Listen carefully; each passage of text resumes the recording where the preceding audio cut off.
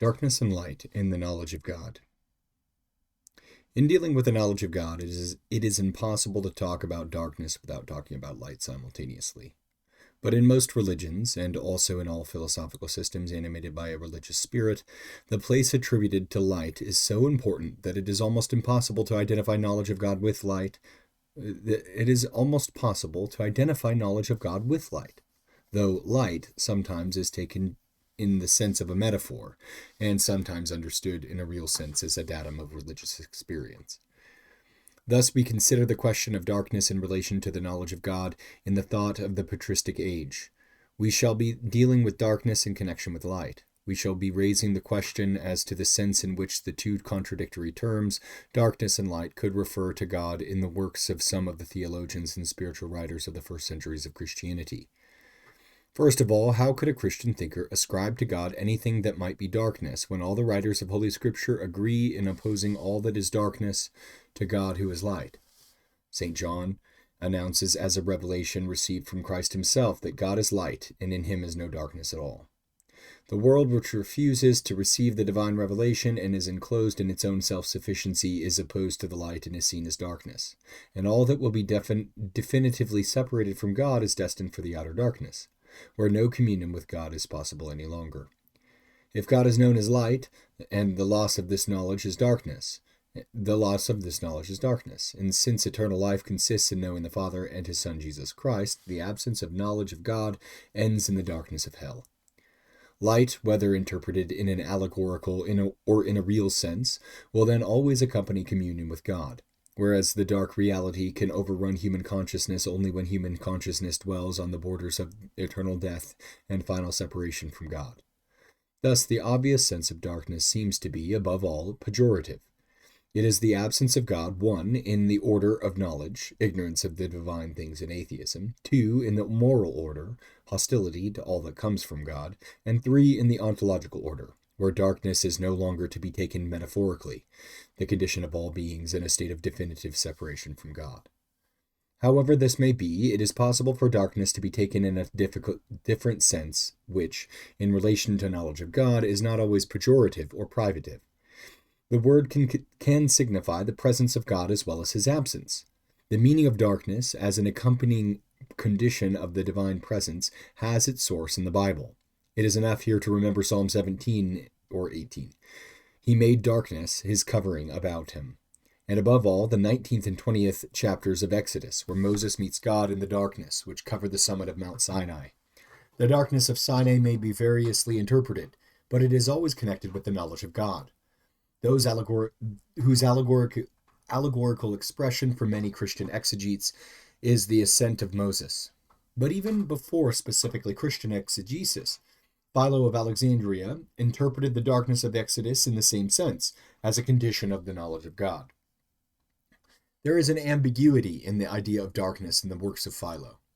It seems possible to distinguish two meanings of the term. One is objective, and makes darkness a sensible symbol for expressing the unknowability of the divine essence, which transcends every creature. The other is subjective, where darkness signifies the formless and blind search of the knowing subject, incapable of grasping God. Both these Philonistic meanings of darkness appear again in the works of Clement of Alexandria, who makes use of the very expressions employed by Philo in order to emphasize the absolute transcendence of God, inaccessible to all intellectual searching. However, in the works of Clement, the image of the darkness of Sinai seems to stand less for the unknowability of the transcendent God than for the ignorance about God proper to human reason when left to its own natural resources. Clement's negative way, which corresponds to the ascent of Moses, does not end in the sort of unknowing which would have the value of knowing in relation to the unknowable. The way of analysis, as Clement calls it, leads only to the summit of things intelligible, of things which can be understood. This summit is the region of God, which Plato calls the region of the ideas, for in Clement's mind there is no doubt that Plato has read the Bible. Thus he must have learned from Moses that God is a region, and that he contains all. It is beyond the summit of Sinai, beyond the summit of intelligible things, that ignorance begins. For Moses enters into the darkness to stand face to face with God. This darkness has a subjective and pejorative meaning. It signifies the unbelief and ignorance of the multitude that cannot know God. Among men, one cannot learn things concerning God. That is why Moses speaks to God in the darkness of human ignorance, formless and blind, demanding of God that he should show himself to him. This is a confession of faith in a personal God, transcending all human knowledge and unable to be known unless he reveals himself by the power which comes from him, by the grace and word which was with God. All comes from God through his Son. It is a grace which he gives, but to attain it, by going beyond the summit of intelligible things, we must make the leap of faith, for as Clement puts it, we fling ourselves upon the majesty of Christ. For indeed, St. John teaches us that no one has ever seen God, the only Son, who is in the bosom of the Father. He has made him known.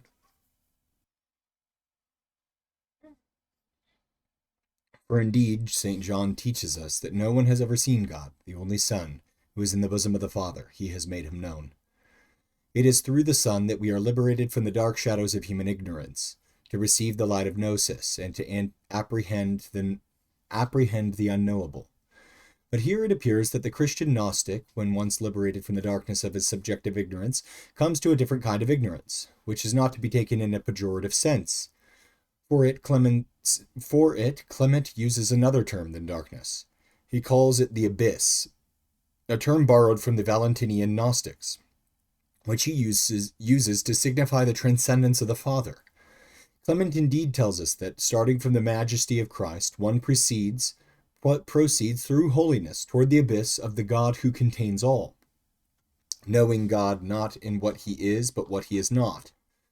It is the bosom of the Father that contains the Logos, the Father himself being the ungendered God, all containing without being contained or circumscribed by any other. Thus, even in his revelation by grace and by the Son, God remains unknowable, the abyss that we contemplate face to face, knowing him in what he is not. Apophatic theology here appears anew, this time in relation to an abyss which is the Father, in order to make us aware of his radical transcendence. Here we are dealing with an economic aspect of the Trinity, the Father who reveals himself through the Son and the Holy Spirit, or rather, to be faithful to Clement's terminology, through the Logos and grace, remaining throughout transcendent to him who contemplates the invisible. The line of demarcation passes between the abyss of the Father and the Son who reveals him. Objective ignorance of God, which other writers call darkness, is indicated in the writings of Clement through the character of abyss, which he attributes to the essence of the Father. This implies in gnosis itself, which is the perfection of the Christian, according to Clement, a negative element, corresponding to a comprehension of God's transcendence. However, this aspect of the matter is insufficiently developed by Clement of Alexandria, and we have to wait until Gregory of Nyssa to find a notion of ignorance and darkness as a means of knowing the transcendent God. In the works of Origen, the terminology of night in relation to the knowledge of God is entirely absent. The darkness of Sinai plays no vital role. It is mainly a symbol of the weakness of human intelligence, fettered by the limiting conditions of bodily life. It is an imperfection, a natural obstacle that ought to be overcome in the intellectual contemplation. For Father Danilou has rightly said in his book on Origen that the mysticism of Origen is a mysticism of light, and that this is perhaps his limitation. Origen stops in the realm of gnosis, which Gregory will pass beyond. The limitations of this mysticism of light are most evident in Evagrius Ponticus, the monk of Skeet, who represents the Origenist tradition in spirituality. In the writings of this post-Nicene author, the end of the 4th century, we are no longer dealing with knowledge of the transcendent Father through the intermediary of the Logos, as in Clement and Origen.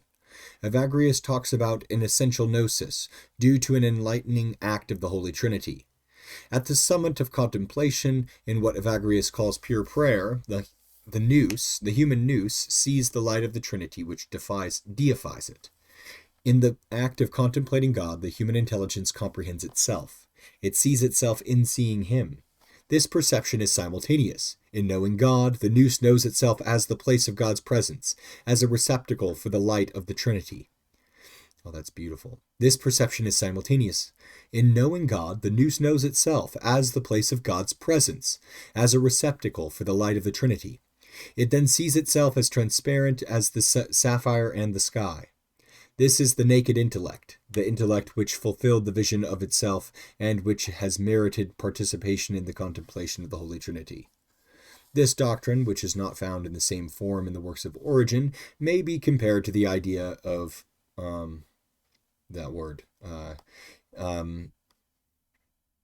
theosis, theoria, in the writings of St. Gregory of Nyssa, where God is contemplated in the mirror of the soul. But in Evagrius, this vision of the light of God in the deified nous is the summit, the final end which knows nothing transcending it. As in Origen, there is no going out of oneself beyond the nous, nor is there any divine darkness or knowing through unknowing. We know only one passage where Evagrius says, "Blessed is he that is descended into infinite ignorance." The word descended would be astonishing if the matter in hand were really an ecstatic state superior to that of the contemplation of the light of the Trinity in the soul. In fact, as Father Hauscher has shown, Evagrius means by these words infinite ignorance, something aporia then, the exclusion from the mind of all knowledge except knowledge of God. In the act of contemplating the Trinity, the naked intellect becomes infinitely ignorant of all that is inferior to this divine gnosis. We may recall Saint Gregory of Nazianzus, whom Evagrius often calls his teacher. For him also the darkness of Sinai into which Moses went to meet God does not mean a mode of communion with God superior to theoria.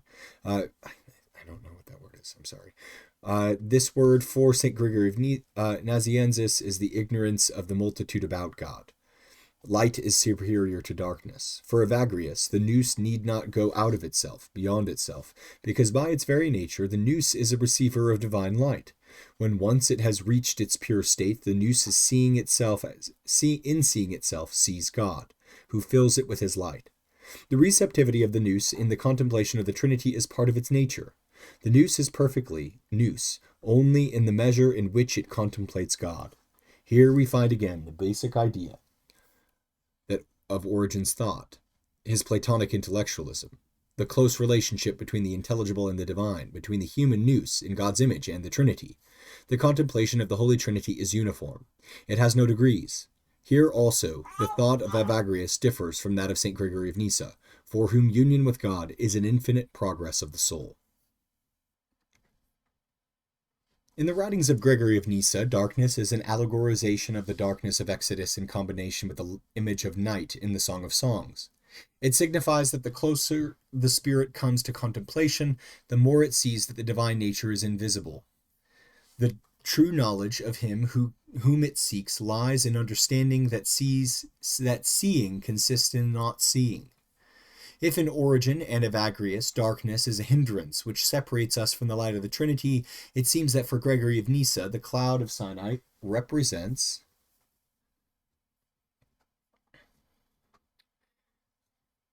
the true knowledge of him whom it seeks lies in the understanding that seeing consists in not seeing. If in Origen and Evagrius darkness is a hindrance which separates us from the light of the Trinity, it seems that for Gregory of Nyssa, the cloud of Sinai represents, on the contrary, a mode of communion with God that is more perfect and more advanced than the luminous vision in which God manifested himself to Moses at the beginning of his way, in the burning bush.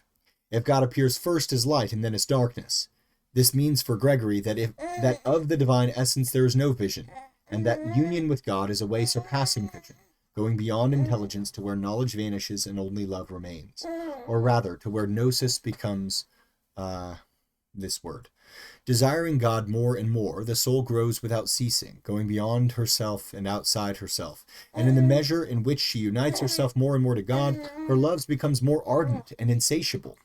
Thus the bride of the Song of Songs awaits her bridegroom in the awareness that the union will never have an end. That ascent in God has no limit, that beatitude is an infinite progress. Despite the impression that an experience of life is being described, which we like, despite the impression that an experience of life is being described, which we like which we like something chapter puke. What? Puch? I have no clue what that is. Which we have in reading the passages in Gregory of Nyssa, which describe the infinite nocturnal course through which created being attains consciousness of the infinity of union with God. The question may be raised whether in these passages the union of darkness represents a concrete religious experience beyond the realm of light, or whether it is not better to see in darkness the metaphorical expression of a dogmatic fact, the fact of the absolute transcendence of the divine nature.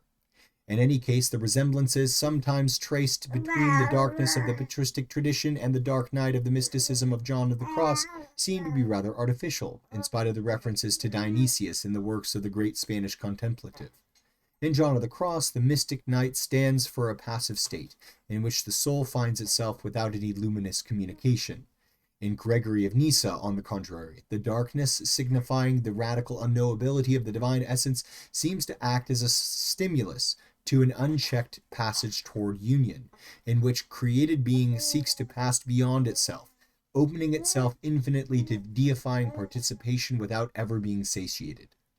Here the object of vision is the divine light contemplated in the pure atmosphere of the heart, the kingdom of heaven within us. But in Gregory of Nyssa, contrary to Evagrius, it is not the vision of God in the nous which procures beatitude by showing the connaturality of the human spirit with God. It is precisely consciousness of the radical lack of correspondence between the creature and God which makes the union preferable to knowledge. It is precisely consciousness of the radical lack of correspondence between the creature and God which makes union preferable to knowledge. Beatitude consists not in knowing something about God, but in having him within us, says Gregory on Beatitudes in Homily 6. It is union with God that contains knowledge of God, and not vice versa. Oh, that is good. The relationship comes first. The infinite and never completed character of this union with the transcendent God is signified by darkness, which seems to be, for St. Gregory of Nyssa, a metaphor whose purpose is to remind us of a dogmatic fact. This is even clearer in Pseudo-Dionysius. I guess that's a person, as H.C.H. Puch has well shown. Puch. It's a horrible name. Sorry, whoever you are. You're probably a very kind person. It is enough to read the first letter of Dionysius, an appendix to his treatise on mystical theology, in order to recognize that here we are concerned less with mystical experience of ecstasy than with dogmatic speculation about the conditions in which the knowledge of God is possible. Speculation presented in the form of a dialectic of darkness, knowledge and ignorance, affirmation and negation. Darkness, says Dionysius, becomes invisible in light and above all in abundant light. Darkness, says Dionysius, becomes invisible in light and above all in abundant light. Knowledge purges ignorance and above all abundant ignorance. If thou shalt think of this not in the sense of something being taken away, but in the sense of something being lifted up, thou shalt be able to affirm this, which is more true than very truth. Ignorance concerning God remains hidden from those who have positive light and knowledge of things which are. Indeed, the transcendent darkness of God allows itself to be concealed by all that is light, but it also throws into the shadow all that is knowledge. If it happened that, in seeing God, one were to understand what he saw, that would mean that he was not seeing God in himself, but only something that is knowable that belongs to him. For in himself he surpasses all understanding and all essence. He exists in a manner above essence, and is known beyond all understanding, only insomuch as he is totally unknown and does not exist at all. And it is this perfect lack of knowledge, taken in the best sense of the word, which is the knowledge of him who surpasses all that can be known. Hopefully that was understandable.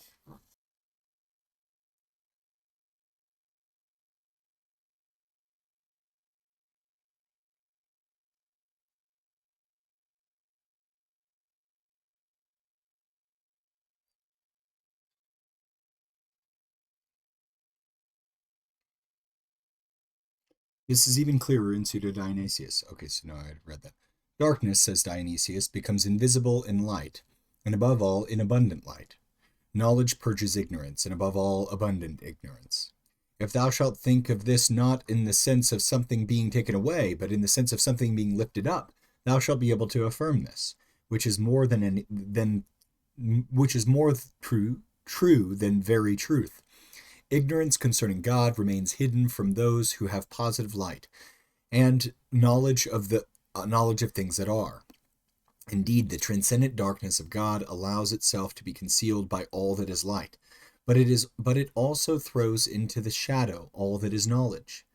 If it happened that in seeing God one were to understand what he saw, that would mean that he was not seeing God in himself, but only something that is knowable that belongs to him. For in himself he surpasses all understanding and all essence. He exists in a manner above essence, and is known beyond all understanding, only insomuch as he is totally unknown and does not exist at all. And it is this perfect lack of knowledge, taken in the best sense of the word, which is the knowledge of him who surpasses all that can be known. This dialectical movement, in which contrasted light and darkness are mutually exclusive, can be expressed in an inverse manner, as it is, for example, in one passage from Divine Names, where light and knowledge are placed above darkness. Here God appears as light, which frees us from all darkness and ignorance. These understood in this passage in a subjective and privative sense. In that he manifests himself and can be contemplated. God is light. And if divine darkness enters into Dionysius' line of thought concerning the conditions in which knowledge of God is possible, this is not in order to indicate a new mode of ecstatic experience which would necessitate the suppression of all mysticism of light, but rather to supply this mysticism of light with the necessary dogmatic corrective. The fifth letter begins by saying, the divine darkness is the inaccessible light, where God dwells. If God is light, this light has neither kinship nor connaturality with the nous, with the human spirit. God, by his very nature, remains transcendent, even in the immanence of his manifestation. Hence, the necessity that created being should continually pass beyond itself, the necessity of union beyond the nous, which is not depersonalization, but an opening of the human person to communion with uncreated reality. Basically, this is the same idea of infinite progress that one finds in the thought of Gregory of Nyssa, except that the author of the Areopagitic writings puts it in different terms.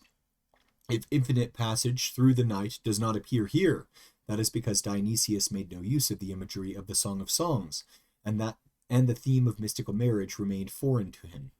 He confined himself to the allegorization of Moses' ascent of Sinai, which could best be adapted to his purpose, that of transforming the apophasis of the Platonists into an expression of the absolute transcendence of the divine essence, something that Clement did not know how to do.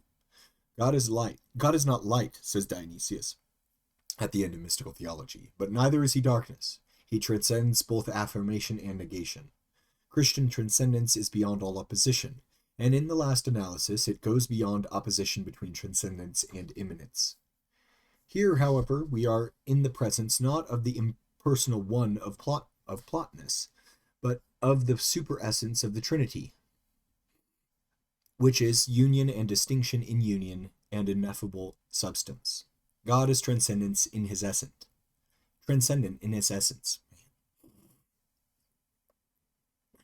In the darkness which is his covering around him, or, if you will, in his inaccessible light. But God proceeds outside his essence.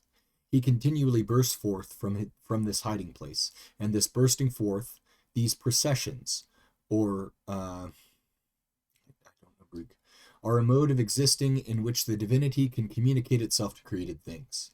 They are an immanent aspect of God, his manifesting descent, the superessential ray of the divine darkness. This image gives simultaneous expression to the two distinct but inseparable aspects of God: immanence, in that the divinity proceeds in the something like light, ray, and transcendence, darkness, in that it remains inaccessible in its essence. Here we recognize the distinction between the unknowable essence and ousia, that is ousia, okay, the unknowable ousia and the manifesting energies, according to which the divine names are formed, a distinction suggested in the works of St. Basil and St. Gregory of Nyssa. With Pseudo-Dionysius, it is the pivotal point of all his theological thought. If this doctrine, developed above all in the second chapter of Divine Names, is neglected, and this too often happens, the central nerve of Dionysius's thought will not be perceived, and inevitably he will be interpreted in the sense of the Neoplatonism to which he is clearly opposed. The energies, energeia, of Dionysius are not diminished emanations of the divine nature, which become weaker as they descend from their starting point in the unity of this nature until they reach the lowest degrees of created being. Dionysius insists on the integrity of the divine processions on each level of participation. That is why he often speaks of the processions in the singular, calling them the ray. The divinity is fully manifested and entirely present in the energeia, but the created beings participate therein according to the proportion or analogy proper to each, whence arises the hierarchical arrangement of the universe, which unfolds according to the decreasing degrees of participation in and analogy to the divinity among created beings. The hierarchy of Dionysius does not in any way limit the fullness of union. At each step of the ladder, union with God is fully realized, but this fullness is not uniform. It is personal. So wherever you are, God will unite himself to you in a personal way that is completely full for what you are. It's not full in him because you have no access to his essence, but it's as much as you can participate in of God, he will participate with you. In the analogy of each created nature, there is an encounter and a synergy of two wills, the liberty of the creature and the predetermination, the idea or the divine will addressed to each being. A double movement pervades this hierarchically arranged universe. God reveals himself by his energies in all beings, multiplying himself without abandoning his unity. And creatures rise toward deification by transcending the manifestations of God in creation. Here there is an impetus toward the superessential ray, toward a communication which transcends the created order, being connatural with God and, in this sense, a ray of darkness. If we want to translate this image into the terms of more precise theology, we should call it deifying grace. In the age to come, the vision of the face of God will not exclude this impetus toward the unknowable, which Dionysius this time describes in terms of light. Then, when we shall become incorruptible and immortal, having reached the state of blessedness and having become like Christ, we shall be forever with the Lord, as the Scripture says, enjoying his visible theophany in most pure contemplations, illuminated by his bright rays, just as the disciples were at the time of his divine transfiguration. Then, with intelligence which is without passion and without matter, we shall share in his intelligible participation, and also in a union beyond all intelligence, in the unknowable yet blessed shining of rays which are more than bright, in a state which is like that of the heavenly spirits. For as the word of truth says, we shall be like the angels and the sons of God, being sons of the resurrection. This text contains a synthesis of all that we have seen up to now in other authors. There is no trace of the intellectualism of Origen. It is the whole man, not only the spirit or the intelligence, the nous, that enters into communion with God. As in St. John Chrysostom and the Antiochenes, the vision of the incarnate is of the incarnate Son. But in Dionysius, the doctrine of the spiritual senses, which was absent from the writings of the Antiochean theologians, finds all its value in this visible theophany, the vision of the light of the transfigured Christ. At the same time, the intelligence, the nous, receives intelligible illumination, and man knows God in this same light. Here Dionysius agrees with St. Gregory of Nazianzus and St. Cyril of Alexandria. But in union with God, which is movement toward the unknowable nature of God, the human person goes beyond all knowledge and transcends the nous. And here we find again St. Gregory of Nyssa's idea of the infinite progress. Thus simultaneously Christ is seen face to face, God is fully manifested, he is known in his revealing energies, and yet, in the union, he surpasses all vision and all knowledge, for his superessential nature always remains inaccessible. With Dionysius, we enter the world of Byzantine theology in the proper sense of the term. For the Dionysian doctrine of the dynamic manifestation of God, implying a distinction between the unknowable essence of God and his natural processions or energies, as they will be termed, since the term energy used by the Cappadocians will receive preference to the term whatever that one is, used by Pseudo-Dionysius, will serve as a dogmatic basis for the teaching concerning the vision of God in later theology, above all in the 14th century. In that period, as dogmatic teaching about grace is clearly defined by the councils of the Orthodox Church, the image of the divine darkness, as we have met in St. Gregory of Nyssa and Dionysius, no longer will have the same importance. The theology of darkness, which was but a metaphor of a dogmatic truth, will give way to a theology of uncreated light, a real element in mystical experience. The darkness of Mount Sinai will be changed into light of Mount Tabor, in which Moses at last was able to see the glorious face of God incarnate.